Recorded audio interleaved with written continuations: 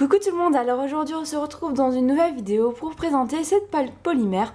Donc c'est une pâte polymère qui vient de chez Action. Donc pour ceux qui ne savent pas ce que c'est, Action c'est un magasin de décoration et d'un peu de tout et n'importe quoi. Vraiment pas cher parce que la plupart des choses coûtent moins d'1 € ou pas plus de 10 € en tout cas. Et c'est un magasin, il n'y en a pas beaucoup en France. Donc voilà, je vous invite, je mettrai le lien en barre d'infos pour que vous puissiez aller voir où il y en a, s'il y en a près de chez vous. Enfin voilà, donc je vais vous faire une petite review, vous expliquer ce qui est bien, ce qui est pas bien sur cette pâte polymère. Donc déjà, elle se vend à 1,40 € plus ou moins, enfin je sais plus trop, ça fait longtemps que je l'ai achetée. Mais elle doit coûter les deux pains en même temps, il y en a deux, 1,40 € plus ou moins. Donc voilà, là moi j'ai pris le blanc et le rose, donc hop, on va déballer ça. Donc voilà, je vais vous présenter le rose, je sais pas, c'est le premier qui vient. Voilà, donc ce sont des pains de je ne sais pas combien de grammes, hein, 58 grammes plus ou moins. Bon, plus ou moins, voilà. Et donc on va tout de suite voir, donc déjà l'emballage est assez bizarre, j'avais déjà ouvert pour voir comment il fallait ouvrir, mais c'est très spécial. Hein. C'est pas comme Fimo, c'est un peu bizarre, enfin bref, voilà. Voilà, alors, déjà à couper, elle n'était pas difficile à couper. Par contre là, je vous jure qu'il faut bien appuyer. Elle est pas très souple et elle s'effrite un peu. Enfin, c'est pas qu'elle s'effrite, enfin c'est très spécial. Enfin, j'ai jamais touché une pâte comme ça. Enfin, c'est... En fait, c'est pas la même matière, ça. Enfin, là... Ouais, c'est pas fabriqué de la même manière, enfin, j'imagine. Elle est très difficile à aplatir, comme vous voyez. Et en fait, ce que j'ai remarqué, enfin, avec la Fimo, on arrive, vous voyez, à faire ces mouvements là, enfin je sais pas si vous voyez ce que je veux dire, mais là ça marche pas, ça glisse pas, ça je sais pas, c'est difficile à expliquer, c'est très spécial, c'est assez bizarre. Donc je vais la passer dans la pasta machine et on va voir ce que ça donne. Voilà, sortie de la pasta machine, ce que ça fait. Donc ça fait, en fait c'est très spécial parce que je sais pas si vous allez bien voir, je pense que vous voyez bien là, ça fait comme des petites traces blanches en fait, c'est très spécial.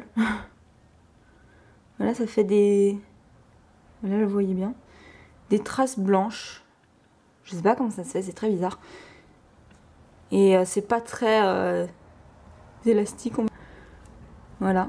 Ils vendent plusieurs couleurs, évidemment, c'est pas comme la marque Fimo où ils en vendent... Enfin, où il y en a vraiment beaucoup, là, il doit avoir une dizaine de couleurs. Mais bon, voilà.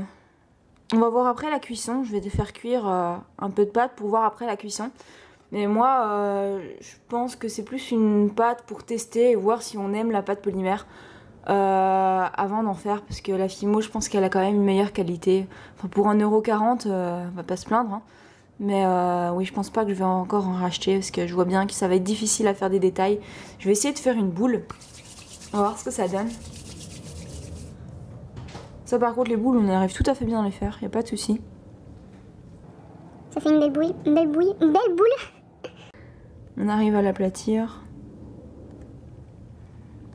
Mais bon voilà. Enfin je pense que ça peut aller, faut voir après cuisson parce que je sais qu'il y a des pâtes polymères qui font des trucs bizarres après la cuisson. Elles peuvent avoir des bulles ou craquer. Enfin si après la cuisson, si je plie et que ça se casse, c'est que quand même elle est pas très résistante quoi. Je vous retrouve juste après la cuisson. Et donc voici après cuisson ce que ça donne. Donc ça fait un effet un peu de la Fimo Effect. Parce que ça c'est pas uniforme. Ça fait un effet un peu. Donc je sais pas si c'était. Enfin, il n'était pas écrit que ça faisait des effets, mais vous voyez là, si je l'avais fait une plaque très fine et bah ça casse. Mince. Donc voilà, là c'est vraiment en live, donc je savais pas que ça allait. Je découvre avec vous hein, que c'est pas super. Là j'avais fait une grosse plaque pour voir. Et ouais, bon, j'ai forcé, hein, enfin, si on le tient comme ça va, mais. Ouais, quand même. Ça se casse assez facilement. Pourtant, je l'ai fait cuire le temps qu'il disait, à la température qu'il disait, mais... Non. Non, non, non. C'est pas génial, génial. Donc en fait, je pense que c'est une bonne pâte pour essayer de faire des trucs. Enfin, essayer de faire un essai, en fait. Vous voulez essayer de faire un essai et vous essayez de le faire avec ça pour pas gâcher de la Fimo. Et puis aussi pour les enfants, enfin je vois pas l'intérêt d'acheter de la pâte trop chère. Comme celle-ci coûte pas cher du tout, ben c'est bien, genre, enfin voilà, je trouve quand même que c'est une pâte cool pour essayer, mais pas pour, non, pas pour commencer à faire des créations, les vendre et tout, parce que ça risque de se casser. Vous voyez, j'ai pas difficile à casser. Ça m'étonne, je m'attendais pas à ça. Donc voilà, en fait, c'est pas une super pâte. Enfin, moi, je la recommande pas pour les fimoteuses confirmées, quoi. Maintenant, si vous commencez, vous voulez découvrir la pâte, ben pourquoi pas. Bien que vous allez peut-être dégoûter un petit peu parce que c'est vrai qu'elle est très difficile à manier et comparée à la fimo, elle est vraiment pas agréable. Donc ça va peut-être pas vous donner envie de faire de la fimo. Mais bon, voilà. J'ai fait ce petit test, hein. Je l'avais pas encore testé, donc j'ai testé en même temps que vous.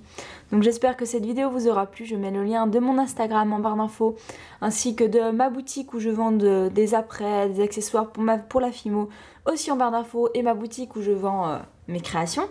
J'espère encore très fort que cette vidéo vous aura plu. Je vous fais à toutes et à tous de gros bisous et je vous dis à très bientôt dans une prochaine vidéo. Bye! Et n'oubliez pas d'aller voir mes dernières vidéos.